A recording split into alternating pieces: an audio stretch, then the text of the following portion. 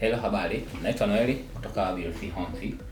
Siku ya leo tutaenda kuangalia namna gani unaweza kujenga nyumba ya semi luxury house ya chini na ya paa la kawaida kwa wale ambao hawana budget kubwa. Leo nitakuelekeza namna gani semi luxury house, nyumba ya chini, inatakiwa iwe na vitu gani.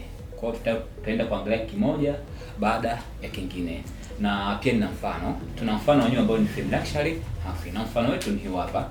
Je, tutataka ujue kwamba hiyo semi luxury house, nyumba ya chini, ina vitu gani, izingatie vitu gani. Kitu cha kwanza kabisa ambacho unatakiwa uite nyumba yako ni semi luxury house, ina vitu kama vitano ambavyo utakiwa viangalie. Kitu cha kwanza kabisa, lazima upate modern design, kwa maana design ya kisasa. Hivyo ni kitu cha kwanza kabisa hata kuzingatia. Ukiangalia nyumba yetu ya kwanza, unaweza kupata ile beauty kama jinsi inavyoonekana, lakini pia kuna vitu vingine ambavyo vinachangia jengo letu liitwe modern house. Kwa mfano, angalia, tuna paa ambao tumeweka kutumia hivi ni vigae, lakini kama mtu bajeti yako inakubana, basi unaweza kutumia zile versatile. Hivi ni bati za muundo wa kigae. Lakini pia angalia, tuna hizi spotlight hapo mbele. Unaweza kuona tuna hizo taa mbele zinawaka. Yote ni kufanya tunapata modern house. Tunaweza kuona tuna kibaraza hapo mbele cha kuvutia. Na space kubwa sana kutosha kibaraza chetu hicho hapo. You see? Kinatosha sana, lakini unaweza kuona kuna coach pale, tumeweka sofa ambao pia tunaweza kukaa pale relax wakapumzika. Lakini pia unaweza kuona tuna nguzo zetu ambazo tayari tumezimold na molding tayari, lakini pia ni pana, zina space. Lakini pia ukija upande mwingine, utaona hapa pembeni tuna hii balcony. Umeona? Hii ni sehemu ya master. Tuna hiyo balcony ni ya master. Yote ni kupata general view na look nzuri.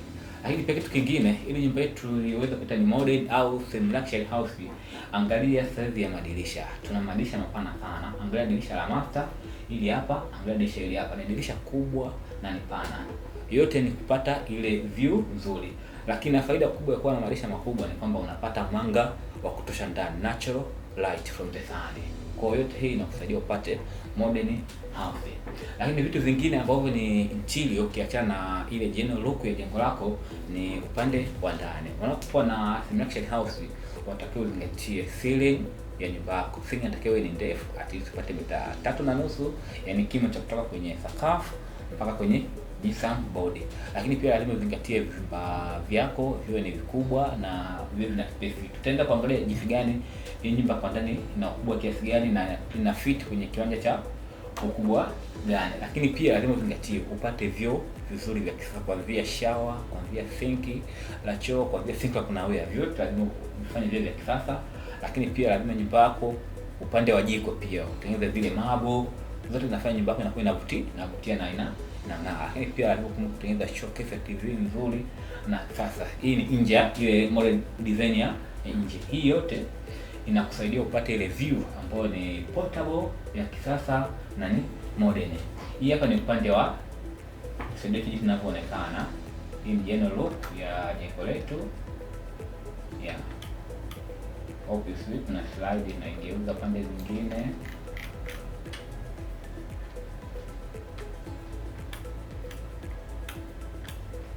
Hivi ni kwa pande zingine.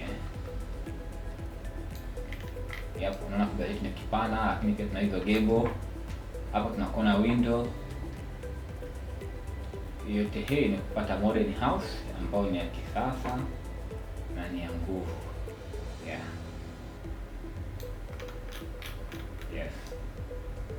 Tunaweza kuwa tuna dirisha kubwa, pana, yenye nafasi ya kutosha. Na once tukija tuangalie ndani na ikoje na itatosha kwenye kiwanja kipi. Sasa tuangalie nyumba itatosha kwenye kiwanja kipi na ina mahitaji yapi. Haya ni mahitaji ambayo mteja wetu alipokuja alituachia. Akasema anahitaji luxury house ambayo ni luxury house. Kwa akatupa detail mahitaji yake ya ndani na akatupa detail za uwanja wake, kwamba tu design nyumba kulingana na uwanja wake. Kwa katika jengo letu hili hapa, hii ndio floor plan yake, ule muundo wa ndani. Unaweza kaona hapa tuna kiveranda. Unaona unaingia utakutana na lobby, lakini pia una sitting rooms ambayo inakuwa na mita 6 kwa 4.6. tumeweka katika mapana. Nyumba yetu kwenye vipimo vya mapana hivi sio pana sana, kwa sababu uwanja wetu ulikuwa ni mdogo. Tunaweza kuona uwanja wetu una mita ngapi? Una 16 kwa 43.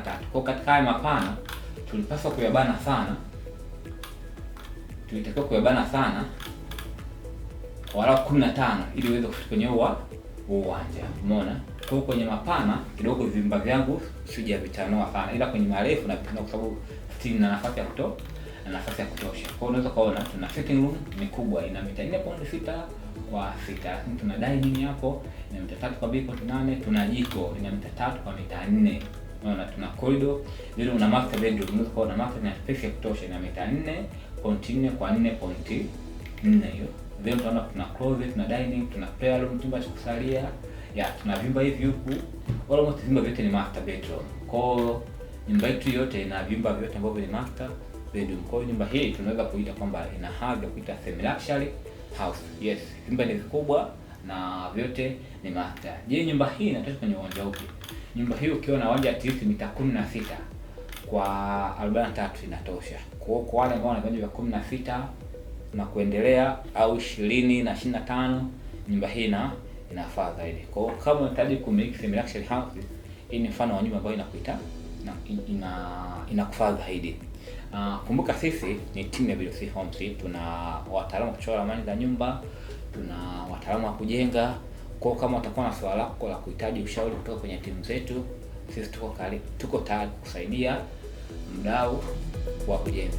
Karibuni sana BWC.